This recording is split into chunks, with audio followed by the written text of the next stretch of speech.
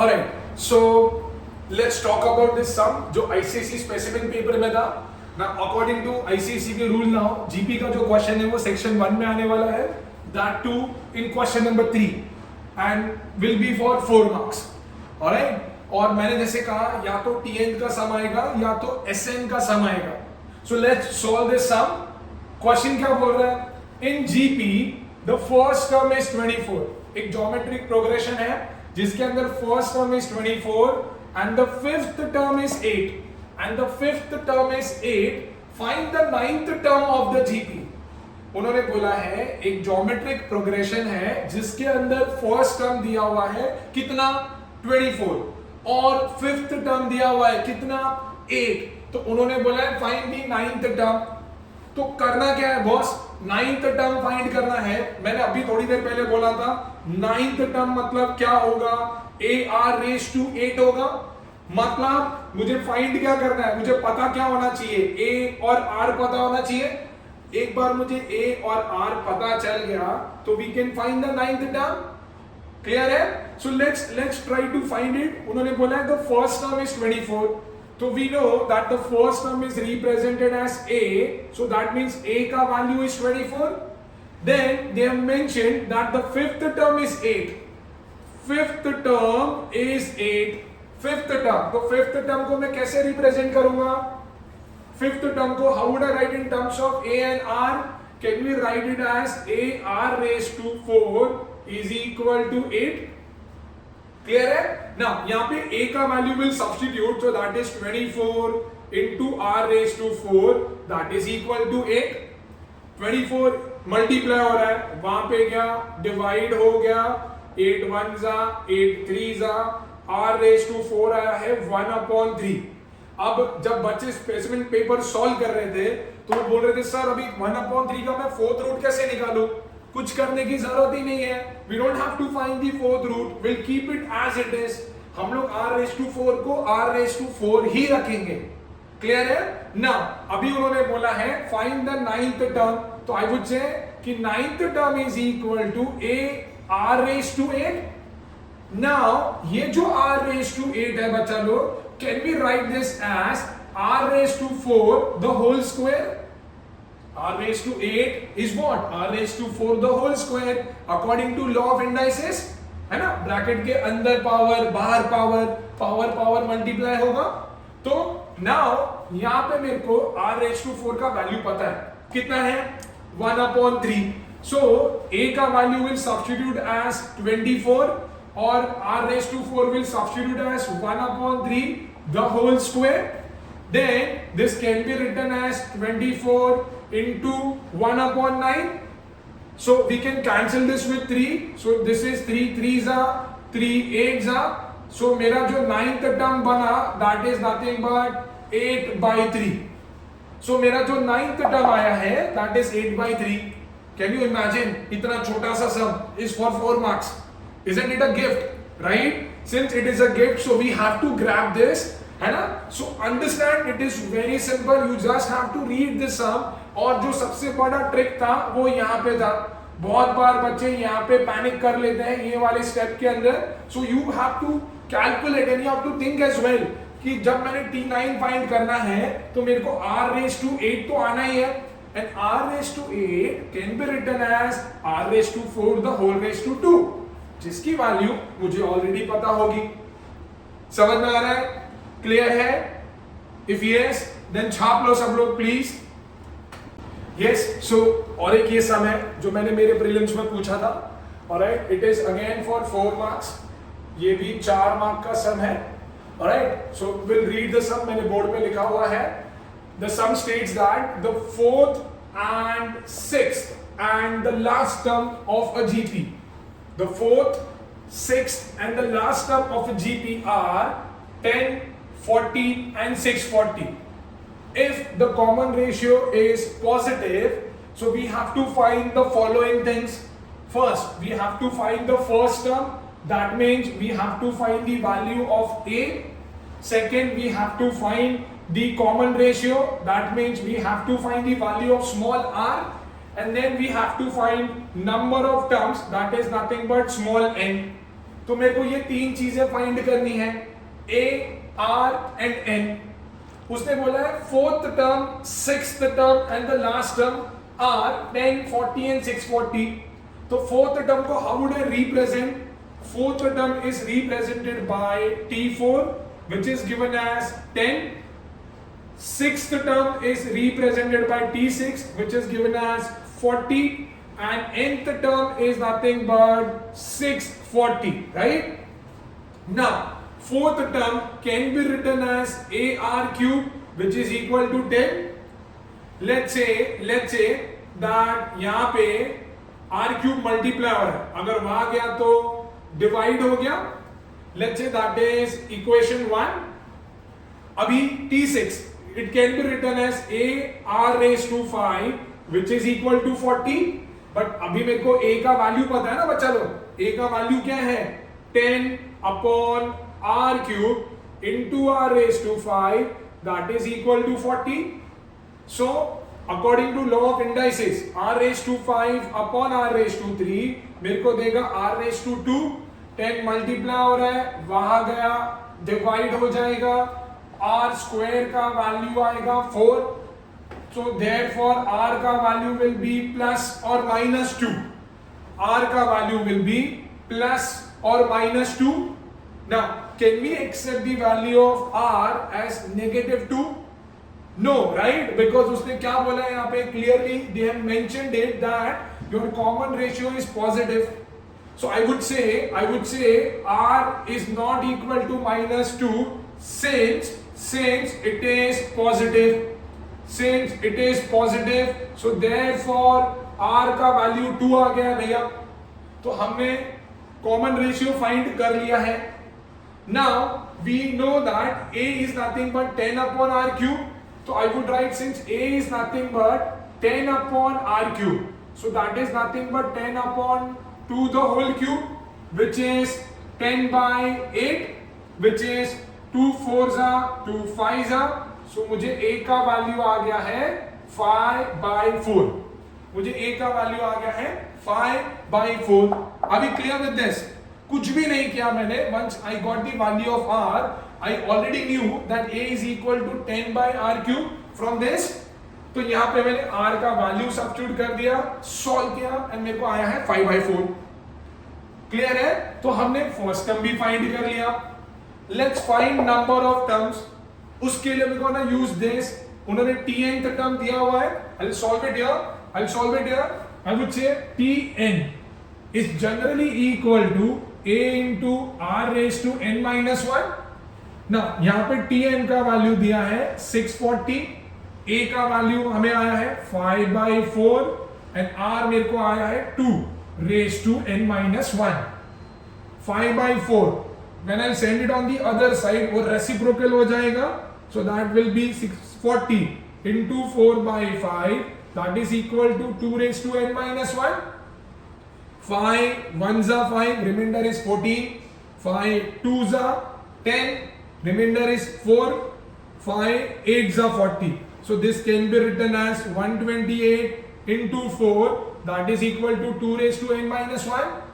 अब I am not a fool कि मैं 128 को 4 से मल्टीप्लाई करूं, बहुत बड़ा नंबर आएगा। Then I'll try to convert it in terms of 2 का पावर। क्यों? क्योंकि ये अब मुझे सॉल्व करना पड़ेगा लॉ ऑफ इंडाइसेस से। सिंस इसका बेस 2 है तो मुझे इसका भी बेस 2 बनाना पड़ेगा। तो यहाँ पे 128 is nothing but 2 raised to 7, 4 is nothing but 2 raised to 2 that is equal to 2 raised to n minus 1। Law of indices, if दो सेम नंबर मल्टीप्लाई हो रहे हैं तो उनका पावर ऐड हो जाएगा।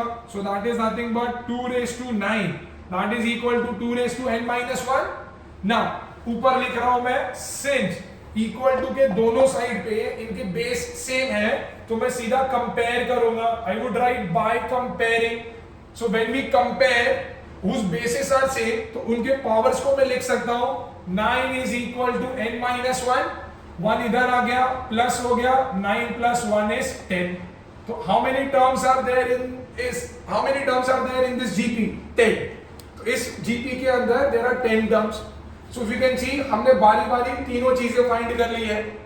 एंड कोई भी रॉकेट साइंस नहीं है, मैंने कुछ भी दिमाग नहीं लगाया है। जो स्टार्टिंग में मैंने आपको फॉर्मुलेस दिए हैं सिर्फ मैंने वो यूज करे हैं, और जो भी छोटे मोटे मैंने कंसेप्ट बताए वो यूज करके मैं सॉल्व कर रहा हूं। क्लियर है? ऑलराइट, प्लीज कॉपी कर लीजिए। Will go to next one now. So let's talk about this sum as well again. तो ये दूसरे फॉर्मूले पे है। इसके पहले बार हमने Tn का फॉर्मूला देखा था, इसके अंदर हम Sn का फॉर्मूला यूज करेंगे। Before that will read the sum. The sum states that how many terms of a GP which is 3 square, 3 cube are needed to give the sum 120।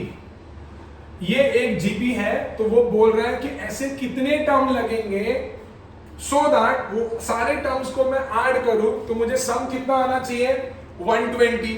So do we know how many terms are required?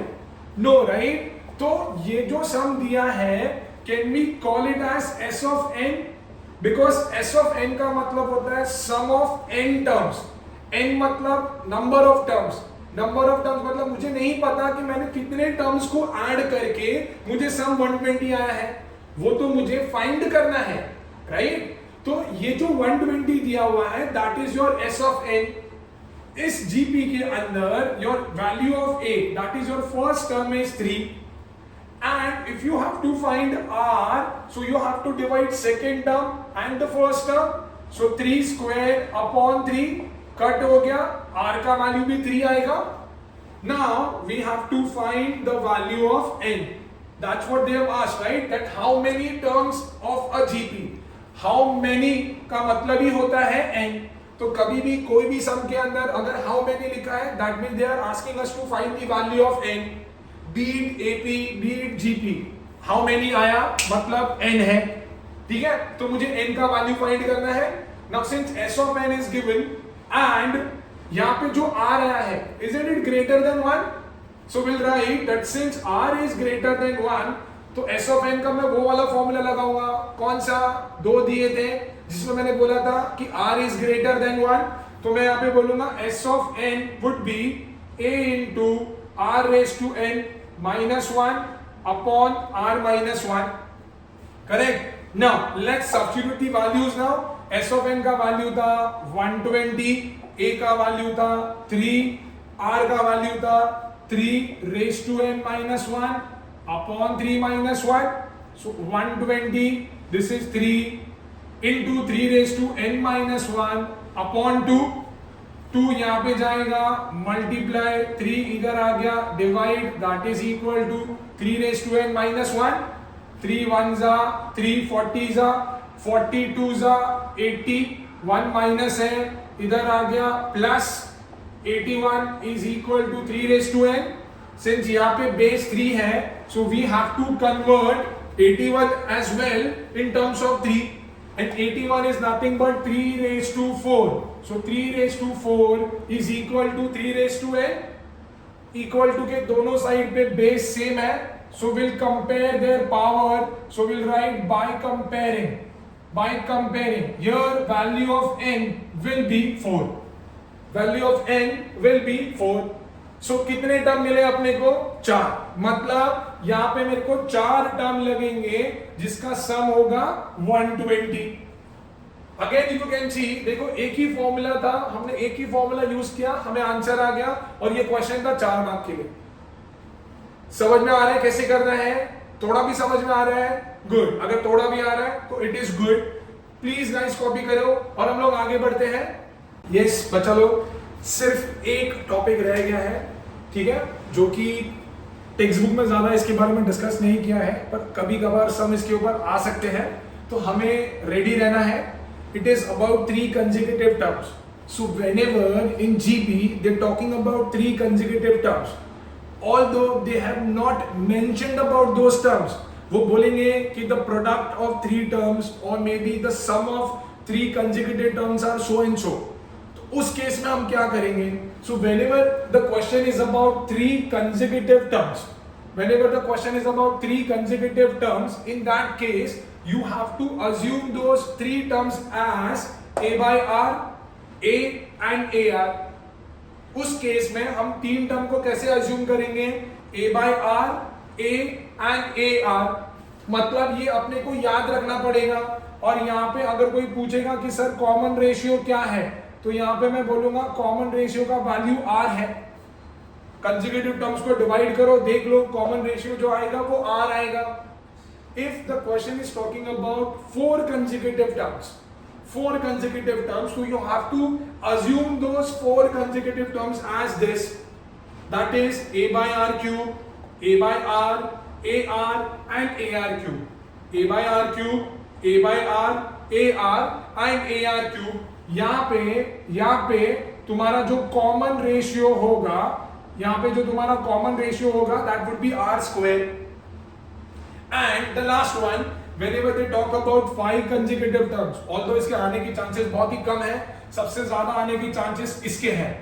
तो whenever they talking about 5 consecutive terms, in that case you have to assume those 5 terms as like this: a by r square, a by r, ar and ar square। यहाँ पे भी जो common ratio होगा, that would be equal to r, that will be equal to r। so you have to remember this। कोई logic नहीं है, कोई दिमाग अभी लगाना नहीं है, टाइम नहीं है अपने पास, अपने को सिर्फ ये याद रखना है। तो 3 टर्म पूछे तो ये याद रखना पड़ेगा और ये टर्म अज्यूम करना पड़ेगा। 4 टर्म के बारे में है तो ये याद रखना पड़ेगा। And if it is about 5 terms तो अपने को ये याद रखना पड़ेगा। क्लियर है? तो इसको अपने को याद करना है, नहीं याद हो रहा है 2-3 बार लिख लो, याद हो जाएगा। तो इसके बेसिस पर मैं भी एक सम करने वाला हूं, देखते हैं वो कैसा होगा। यस बचा लो। सो ये एक लास्ट सम है इस चैप्टर से, बिकॉज चैप्टर में ज्यादा कुछ है नहीं बोलने जैसा। तो जितना खुद से प्रैक्टिस करोगे उतना ज्यादा अच्छा है। और अगर कोई डाउट हो सकता है आपको तो आप प्लीज कमेंट में लिखिए। और अगर आपको वीडियो समझ में आ रहा है तो I just want to see thumbs up from your side. जितने थम्स अप मिलेंगे that will motivate me to upload more and more videos. Alright, so the last sum states that there are 3 positive numbers in the GP. There are 3 positive numbers in the GP such that their product is 3375। मतलब जो 3 positive numbers है GP में, उन तीनों का product, उन तीनों का मल्टीप्लिकेशन इज 3375। सेकेंड कंडीशन दिया हुआ है and the result of the product of first and the second number added to the product of second and the third number is 750। so find the number। काफी complicated है ये वाला question, ठीक है। Second वाला थोड़ा कॉम्प्लिकेटेड है। वो बोल रहा है कि पहले और सेकेंड को मल्टीप्लाई करो, एंड सेकेंड और थर्ड को मल्टीप्लाई करो। फिर पहले और सेकेंड को मल्टीप्लाई करने पे जो आंसर आ रहा है उसको ऐड करो सेकेंड और थर्ड के मल्टीप्लिकेशन में या सेकेंड और थर्ड के प्रोडक्ट में, तो आंसर उनको कितना आ रहा है 750। तो मेरे को नंबर्स फाइंड करने हैं, मतलब वो तीनों नंबर्स फाइंड करने हैं जो जीपी के अंदर है। अभी मैंने थोड़ी देर पहले बोला कि कभी भी क्वेश्चन में 3 कंसेक्यूटिव टर्म्स के बारे में बात करेंगे तो हमको अज्यूम क्या करना है। आप थोड़ा सा वीडियो पीछे लेके देख सकते हो, हमने बात करी थी about the 3 consecutive terms।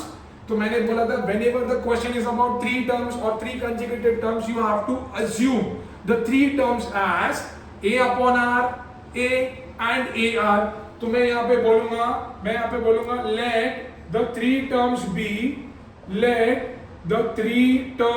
be a by r, a and ar, a by r, a and ar।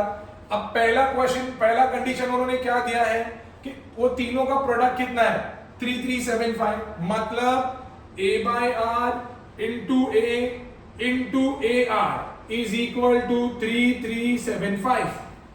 ये r और ये r कट हो गया, so that is a cube is nothing but 3375। so therefore a will be cube root of 3375। and if I'm not wrong 3375 किसका cube root है 15 का, तो a का वैल्यू मेरे को आ गया है 15। क्लियर है? दूसरा कंडीशन उन्होंने क्या बोला है, दूसरा कंडीशन उन्होंने बोला है कि product of second and third मतलब a into ar is added to plus product of second and third, I am so sorry, product of first and the second, first and the second मतलब a by r into a is added to product of second and third मतलब a into ar, so that will give me कितना, that will give me 750. Product of first and the second is added to product of second and the third, तो ये क्या होगा, this is a square by r and this is a square r is equal to 750. यहां से let's take a square common, तो ये क्या आएगा 1 by r plus r that is equal to 750. We know the value of a square, that is 15 the whole square, that is equal to 1 by r plus r that is equal to 750. Now 15 का square होता है 225, that is equal to 1 by r plus r equal to 750. 225 multiply हो रहा है, चलो वहां भेज देते हैं, तो 750 बाय 225 15 के टेबल में जाएगा, 15 5 जा 225, 15 5 जा 5 के टेबल में जाएगा, 5 3 जा 5 10 जा, so 1 by r plus r that is equal to 10 by 3, that is equal to 10 by 3. अब कैसे करेंगे बच्चा लोग, कैसे करेंगे, 1 by r plus r मेरे को 10 by 3 आया है. अभी how would I find the value of r? मुझे a तो मिल गया है, एक बार मुझे यहाँ से r मिल जाता है, तो वो a और r का value will substitute here and will get the value of all the three terms or all the three numbers. So till now we've got 1 by r plus r equal to 10 by 3. So tell me कैसे करेंगे, कैसे करेंगे? Alright, so मुझे नहीं लग रहा किसी ने सोचा या किसी को समझा, कुछ भी नहीं करेंगे. Now इसका डिनोमिनेटर सेम नहीं है, तो डिनोमिनेटर सेम करेंगे हम लोग. Will take r as the LCM, तो ये क्या हो जाएगा 1 plus r into r square that is equal to 10 by 3. Now again we'll cross multiply, so this is nothing but 3 plus 3r square that is equal to 10r. Now ये quadratic equation बन गई. 10r को मैं यहाँ पे लेके आऊंगा, so this can be written as 10r plus है, इधर आ गया तो minus, so this can be written as 3r square minus 10r plus 3 equal to 0. अब ये क्वाड्रेटिक इक्वेशन बनी. Coefficient of first term is 3, last term along with the sign is 3, 3 3 जा 9, 9 के ऐसे फैक्टर जिसका एडिशन -10 देगा, so it is -9 -1, so replace करो 3r square minus 9r minus r plus 3 equal to 0. तो आपने 3r कॉमन लिया, r माइनस 3 माइनस 1 कॉमन लिया, r माइनस 3, तो मुझे मिला r minus 3r minus 1 equal to 0. इसको मैं सॉल्व करूंगा तो r का वैल्यू मुझे आया 3 और r का वैल्यू मुझे आया 1 by 3. So from here will get two things. तो मुझे यहाँ पे बोलना पड़ेगा, I am erasing this hoping कि आप लोगों ने कॉपी कर लिया है. तो now we have to take both the condition, because मेरे को r की दो वैल्यू मिली है, r का वैल्यू 3 भी मिला है और r का वैल्यू 1 by 3 भी मिला है. So we would write if r का value is 3, if r is equal to 3, then numbers r, तो तुम्हारे नंबर्स क्या होंगे, a by r will be nothing but 15 by 3 that is 5, a is nothing but 15 and AR will be equal to 15 into 3 that is 45. So in this case required numbers would be, ये बाद में लिखेंगे. अभी मैं दूसरा R का value assume करूंगा. R का value was 1/3. So now my numbers are A by R मतलब 15/1/3, 3 ऊपर चला जाएगा 45. A का value is 15, AR will be 15 into 1 by 3 that is 5, that is 5. तो अपने को नंबर्स क्या मिले, अपने को नंबर्स मिले, so therefore numbers are क्या मिले मुझे, numbers are 5 15 45 और 45 15 and 5. So in this case you have to assume both the case. सिर्फ मेरे को r की दो वैल्यू मिली है, तो तो आपको दोनों वैल्यू अज्यूम करके you have to find this 3 required numbers, ठीक है. So you have to be very careful and alert whenever you get 2 different values of r, you have to consider both the values of r, because nothing is mentioned that r positive है, नहीं है, 1 से greater है, smaller है, कुछ भी नहीं दिया है. तो we have to play safe. मुझे r की 2 वैल्यू आई है, मैंने दोनों वैल्यू कंसीडर करके 3 नंबर्स निकाले हैं. तो like that you have to solve it. Clear है? आई होप सबको समझा. And this is it from this chapter. Since it is only for 4 to 5 marks, तो हम ज्यादा डिस्कस नहीं करेंगे, क्योंकि सारा मैं कराऊंगा तो तुम कुछ नहीं करोगे. So I want you to solve it on your own, and if anything there, then please let me know. Thank you so much, and yes, do not forget to like, share and comment. ठीक है, कोई comment करता नहीं है यार, थोड़ा Thums up दिखाओ अगर अच्छा लग रहा है तो. Thank you so much.